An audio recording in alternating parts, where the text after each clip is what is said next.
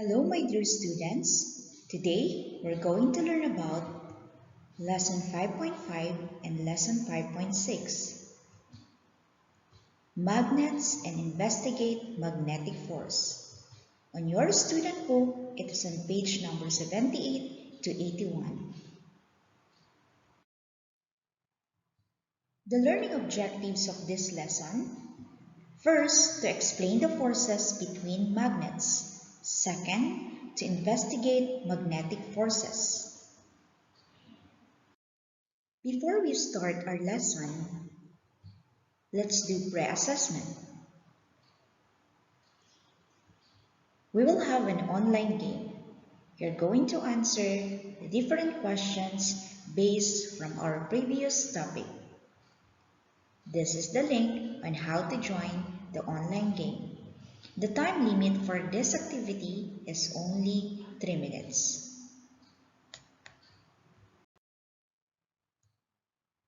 On the right side of your notebook, write the meaning of the keywords that you can see from the glossary of your book.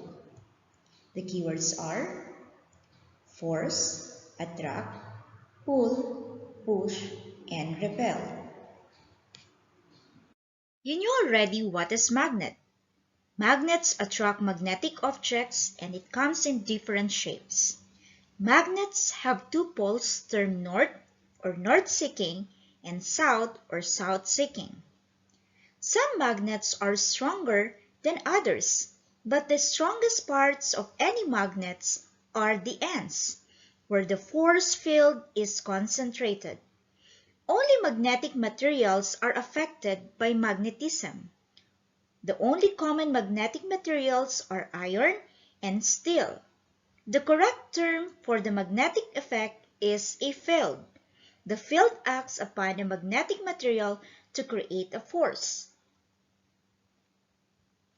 Magnetic field is the space around a magnet over which a magnetic force exists.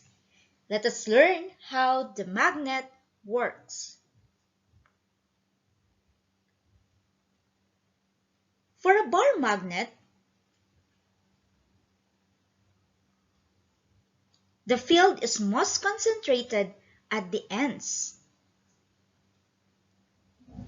And for the horseshoe, a horseshoe magnet is effectively a bar magnet that has been bent into a curve that brings the poles together and produces a strong magnetic field.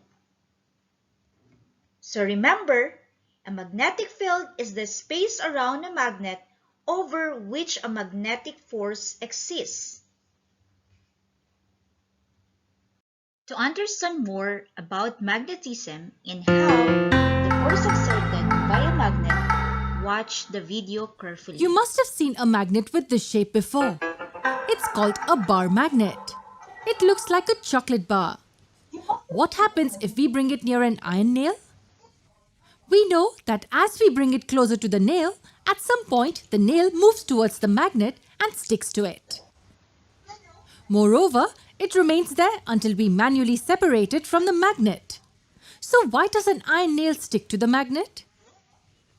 This is because of the force of attraction that binds the magnet and the nail together.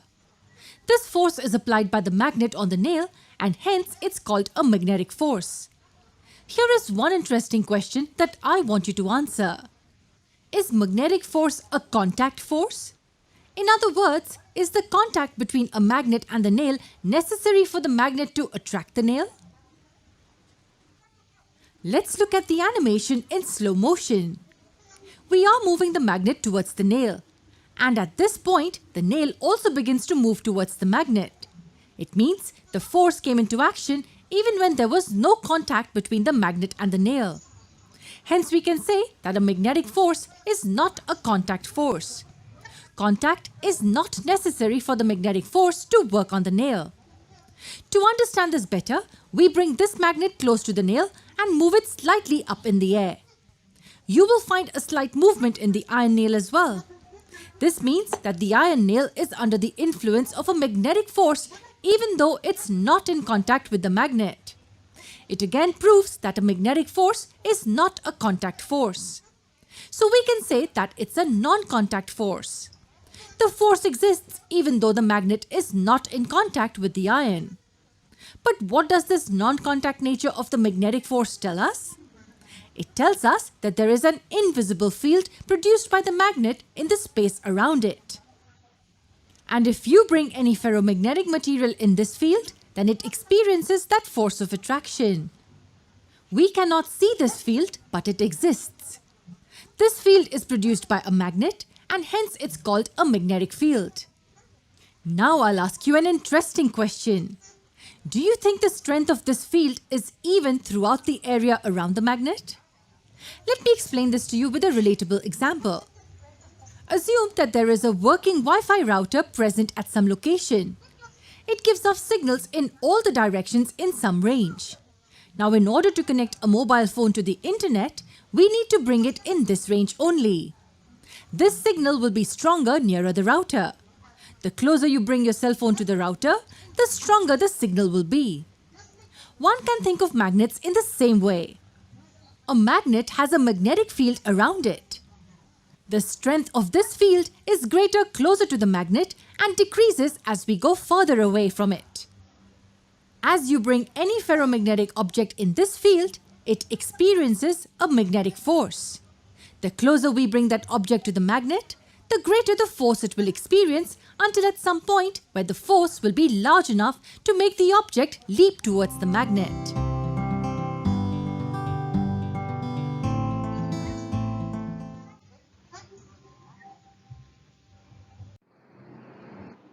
Now, let's have a practice.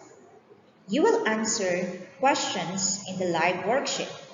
Just click this link, enter your username and password, and you will see the assigned task to do.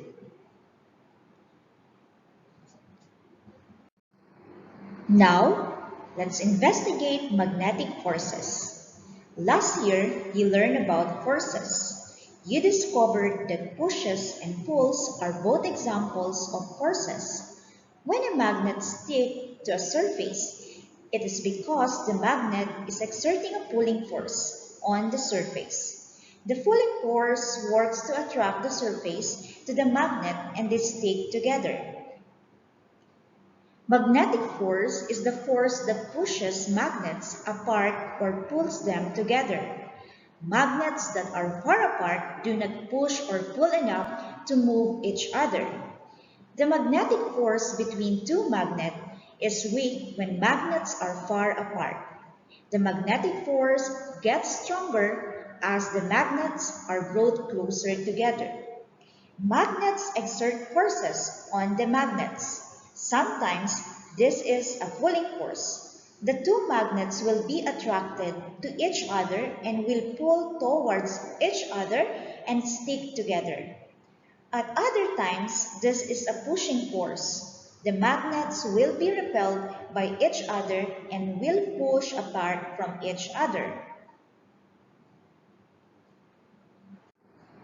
Now, look at this diagram. What does this diagram suggest about the forces between magnets? We say that the opposite or unlike poles of magnets attract each other and the like poles repel each other. In other words, if the two north poles or two south poles are pointed towards each other, the force will be a pushing one and the magnets will repel each other.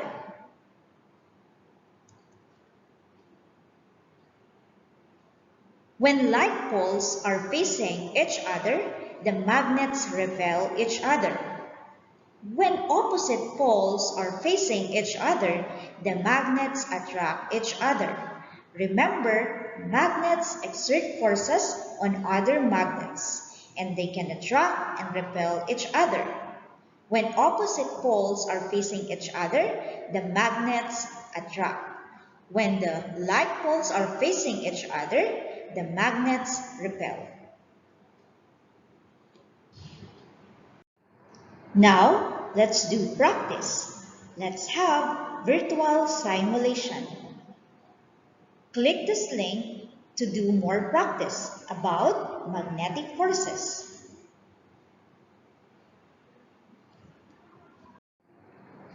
To check your understanding about this lesson, let's have worksheet activity. Click this link and enter your username and password. Let's answer the following questions that were assigned to you.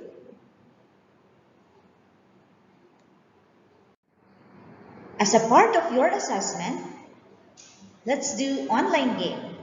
Click this link and enter the game code.